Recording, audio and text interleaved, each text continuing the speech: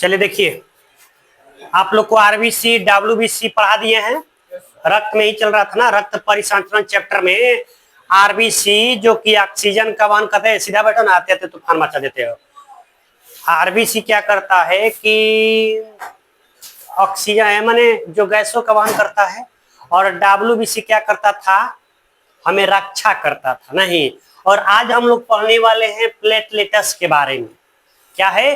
Platelets के बारे में हम लोग अध्ययन करने वाले हैं। देखिए यहाँ पर जो दिखाई दे रहा है, ध्यान समझिएगा, इधर है लड़के, हला वाला ना कीजिए। यहाँ पर देखिए, ये जो रेड वाला है ये क्या है? ये लाल रक्त कण है। जो उजला वाला है व्हाइट रक्त कण है। और जो पीला पीला लग रहा है ना, हल्का पीला, प्लेटलेट्स है। क्या है? प्लेटलेट्स है। तो देखिए जो प्लेटलेट्स होते हैं, प्लेटलेट्स, इसमें केंद्रक नहीं होता है, याद रखिएगा।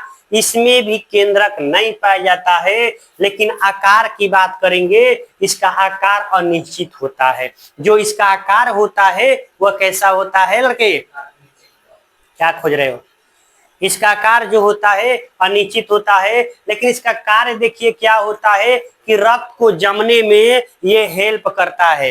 रक्त जो है, ठीक है, जमने से बचाता है, यानी जमने में ये जमने से बचाने का ये क्या करता है? कार्य करता है। एक बात यहाँ देखिएगा, गौर से समझिएगा, ठीक है। बात करते हैं क्या है कि नोट में याद रखिएगा, यह केवल जो स्तनधारी वर्ग है, यानी वैसे वर्ग जो क्या करे, दूध पिलाते हैं अपने बच्चों को, जो दूध पिलाते हैं उसको स्तनधारी वर्ग कहते हैं। इसमें प्लेटलेट्स पाए जाते हैं। बात करते हैं इसका निर्माण की। इसके निर्माण जो होते हैं, अस्थि में जो है प्लेटलेट्स का क्या होता है? निर्माण होता है। लेकिन मरने की बात करेंगे तो प्लीहा में इसकी मृत्यु हो जाती है। कहाँ होती है? प्लीहा में इसकी मृत्यु हो जाती है। इसका कार्य क्या है? रक्त के बहाव को रोकना, यानी इसका मेन काम क्या है? मुख्य कार्य देखा जाए तो रक्त को बहने से क्या करता है? रोकता है। ठीक है। अब बात करते हैं कैस्केस क्या है। कैस्केस क्या है देखिएगा। देखो कैस्केस एक प्रक्रिया है। क्या है? प्रक्रिया है। इसमें क्या होता है? रक्त का थक्का 2 से 5 मिनट रक्त के थक्का बनने की क्रिया को कैस्केस कहते हैं। माने कहने का मतलब ये होता है, माने आपका शरीर कट गया तो थोड़ा 1 मिनट 2 मिनट टाइम लगेगा ना, तब जाके आपका ब्लड रुकता है। तो इस क्रिया को ही कहते हैं कैस्कस। नहीं कहता है, लोग कटता है तो कस के दबाव रही, कस के दबाव दो करके बंद करे खातिर कटा जी, तो क्या कहते हैं लोग? कस के दबाव, कस के। देखो यहाँ पे कैस्केस, कैस्केस, कैस्केस, समझ गए ना? इस केस क्या है? कैस्केस माने कस के दबाव, नहीं तब ना बंद होगा। अब देखो याद रखिएगा, रक्त को जमने से नहीं, रक्त को जमने कौन प्रोटीन नहीं देता है? हिपेरिन। हिपरिन, हिपरिन जो है हमारे शरीर के अंदर पाया जाता है, लेकिन इसलिए जो है हमारे शरीर के अंदर रक्त नहीं जमता है। अगर इसी को बाहर निकाल दिया जाए रक्त को शरीर से, तो क्या हो जाएगा? वो जम जाएगा। ठीक ना? क्या हो जाएगा? जम जाएगा। अब बात करते हैं हीमोग्लोबिन का।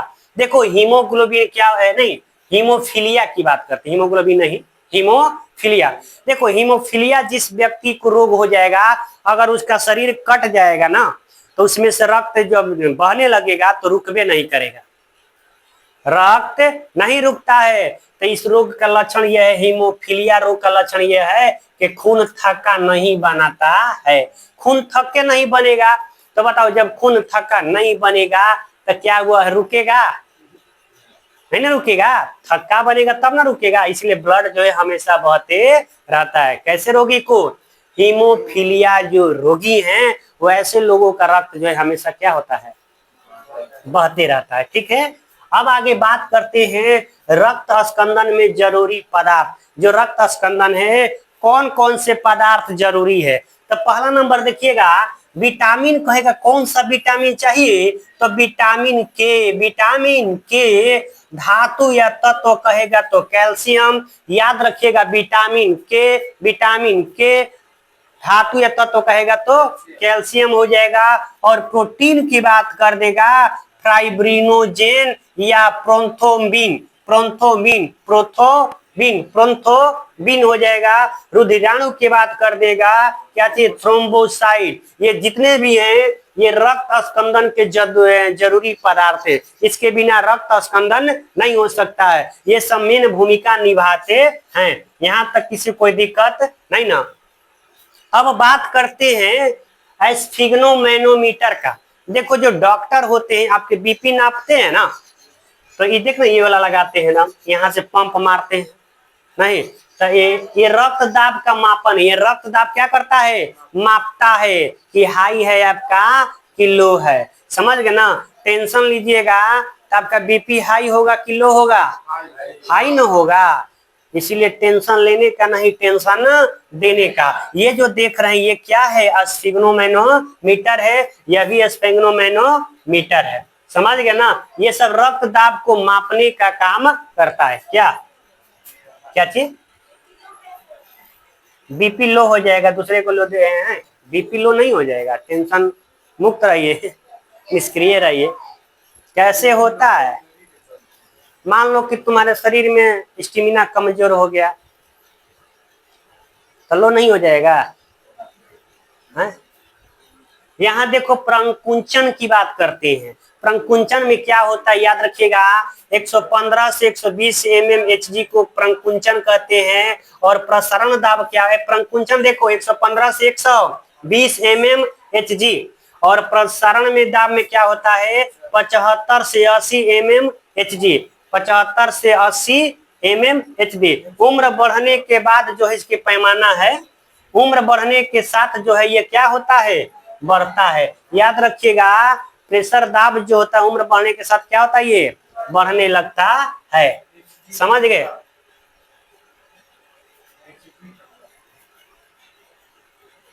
ठीक है, आगे देखिएगा। अब बात करते हैं रक्त समूह की। किसकी बात करते हैं, रक्त समूह की बात करते हैं। याद रखना रक्त समूह की खोज किसने किया था, लैंड स्टीनर ने किया था। किसने किया था, लैंड स्टीनर ने रक्त समूह को क्या किया था, खोज किया था।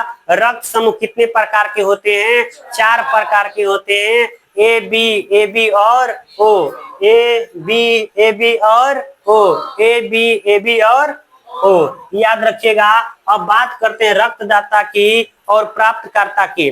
4 गो रक्त है, किसको किसको दे सकता है, किसको नहीं दे सकता है। यहाँ देखिए, यहाँ पे ए है तो ए को तो आराम से दे देगा, ए है तो ए को दे देगा, लेकिन बाकी किसी को, ए है तो ए को दे देगा, बी को नहीं देगा, ए बी को देगा लेकिन ओ नहीं मिलेगा।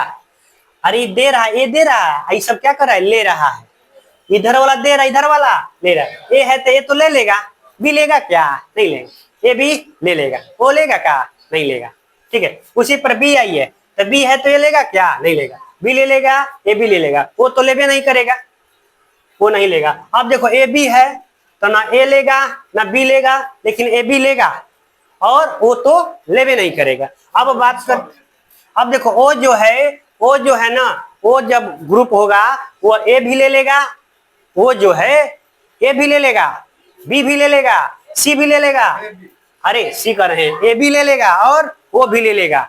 इसीलिए ओ को सर्वदाता कहा जाता है और ए बी को सर्वग्राही कहा जाता है। देखो ना, ए बी सबको दे दे, सबसे ले रहा है, ए बी देखो सबसे ले रहा है क्या, ए बी सबसे ले रहा है और वो सबको दे रहा है। देखो ना, इसीलिए ओ को क्या कहते हैं, सर्वदाता, ए बी को सर्वग्राही। यानी ए बी सबसे लेगा लेकिन वो सबको देगा।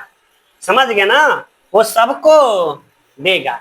अब बात करते हैं हृदय की, यानी दिल की बात करते हैं, हार्ट की। ये जो देख रहे हैं इस तरह से हार्ट होता है, समझ गए। इस तरह से देखिए यहाँ पे ये हार्ट है। अब सुनो हार्ट के बारे में बात किया जाए, ये जो है कितने ग्राम की होती है, तो याद रखिएगा 300 ग्राम की होती है। कितने ग्राम की, इसका वजन की बात करेंगे तो 300 ग्राम का होता है। यह कहाँ स्थित है, तो बाईं ओर हल्का लेफ्ट में, बाईं ओर क्या है, दाईं ओर नहीं, ये बाईं हो गया ना मेरा, इसके हल्का लेफ्ट में ये जो है पाया जाता है क्या, ये हृदय। समझ गए। ये कैसा होता है, कोमल होता है लेकिन तीन कोना है। कैसा है? तीन कोना। देखो ना, तीन कोना है ना, ये तीन गो कोना है ना इसके, ये क्या है? तीन कोना है। याद रखिएगा, हृदय पेशियां जो आगे की ओर क्या होती है?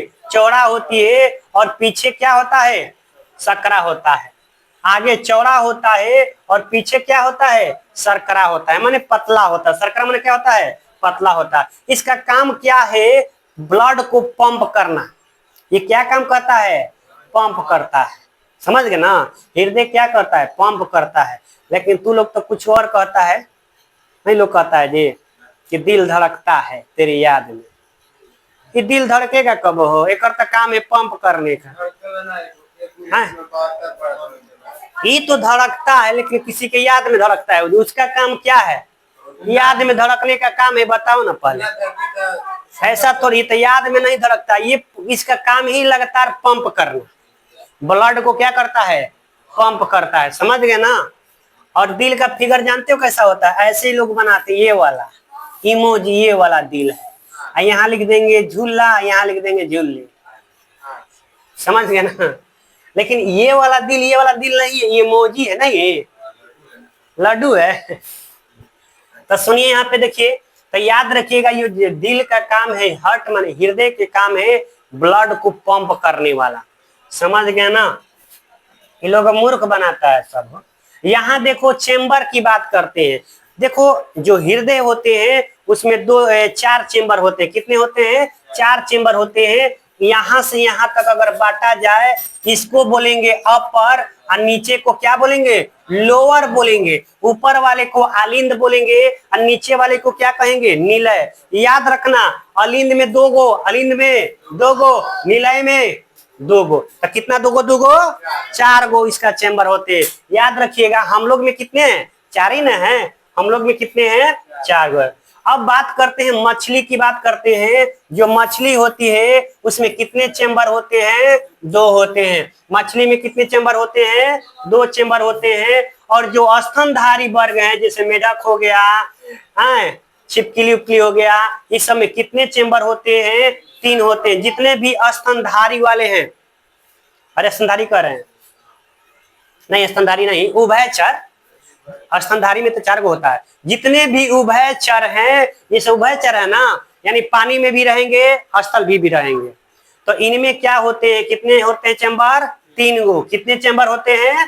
तीन गो होते हैं। यहाँ देखो पक्षी हो गया, जो दूध पिलाने वाला हो गया, स्तनधारी हो गया, जो दूध पिलाता हो, उस समय चेम्बर कितने होते हैं? चार होते हैं। कितने होते हैं? चार गो। पक्षी में चार गो, पक्षी में चार गो। ठीक है। अब बात करते हैं हृदय की। जो हार्ट देख रहे हैं, यह 1 मिनट में कितना बार धड़कता है? आप समझ गए ना? ये धड़कता है। पंप करेगा तो धड़केगा नहीं। और एक बार में कितना लीटर खून जो है साफ करता है? 70 ml लीटर, 70 ml जो है ये रक्त को साफ करता है। और बात करते पंप करता है। पंप पेरिटोनियम में दोहरी झिल्ली से क्या होती है? घिरा रहता है। ये जो झिल्ली होता है ना, एक दोहरी झिल्ली होती है, इस झिल्ली के अंदर ये बंद रहता है और इससे ये क्या होता है? घिरा हुआ रहता है। अब बात करते हैं धमनी और शिरा, क्योंकि इसमें पाया जाता है जो धमनी और क्या होता है? एक शिरा होता है, जो कि ब्लड को इस बॉडी से शरीर में, एक शरीर से बॉडी में करेगा, नहीं हृदय से। अब सुनो, बात करते धमनी की। नाम है धनी। इसका काम क्या है? जो खून साफ हो गया हृदय, उसको बॉडी में ले जा क्या करेगा? फैला देगा। इसमें प्रेशर 120 होता है। कितना होता है? 120। ये गहराई में होता है। धमनी कहाँ होता है? ये गहराई में है। इसमें शुद्ध रक्त बहता है। यह मोटा होता है, हल्का लाल रंग का होता है। क्या होता है? हल्का लाल रंग का होता है। लेकिन अपवाद में क्या है? फुफ्फुस धमनी में शुद्ध रक्त नहीं, अशुद्ध रक्त बहता है। समझ में आया? बताइए, धमनी जो होता है क्या करता है? हृदय से बॉडी की ओर। इसमें प्रेशर कितने? 120 से अधिक। गहराई में ही होता है, शुद्ध रक्त बहता है। समझ गए? और मोटा होता है, हल्का लाल रंग का होता है। कैसा होता है? हल्का लाल रंग की होती है। अब बात करते हैं शिरा की। शिरा धमनी के उल्टा है। ये बॉडी से कहाँ ले जाएगा? हार्ट में, और वो हार्ट से बॉडी की ओर। इसमें दाब 180 से कम भी होता है, त्वचा के निकट होता है, पतला होता है, रंग नीला होता है। और ये अशुद्ध रक्त भी इसमें बहता है। इसमें क्या बहता है? अशुद्ध रक्त। अपवाद में फुसफुस शिरा में शुद्ध रक्त बहता है। समझ में क्या करें? कहने का मतलब क्या है, ये जो शिरा देख रहे हैं ना, शिरा, इसमें शिरा में प्रेशर कम होता है, तो ये बॉडी के ऊपर भाग है। किसी को मरना होता है, मान लो हमको नस काट के मरना है, तो सबसे पहले ऊपर ना काटेंगे, लेकिन इसमें प्रेशर कम है, इससे कोई मरेगा नहीं? मरेगा। गहराई में काटोगे तब मरोगे। समझ गए ना? क्योंकि गहराई में पाया जाता है क्या? धमनी। उनमें बहुत प्रेशर है, एकदम फचक फचक खून फेंकने लगेगा। हाँ, मरने के लिए आइडिया बता रहे हैं। समझ गए? अब देखो यहाँ पे शिरा बॉडी से हर तक दाब 80 से कम होता है। यहाँ तक क्लियर हो गया ना? अब बात करते हैं, यहाँ देखो, ये जो देख रहे हैं धमनी है, क्या है? धमनी लाल रंग का है। धमनी ये नीला रंग का है हल्का, ये है धमनी, और ये क्या है? शिरा। समझ गए? यहाँ तक किसी को दिक्कत नहीं ना? अगले क्लास में हम लोग पढ़ेंगे उत्सर्जन के बारे में। किसके बारे में? उत्सर्जन के बारे में पढ़ेंगे। ठीक है।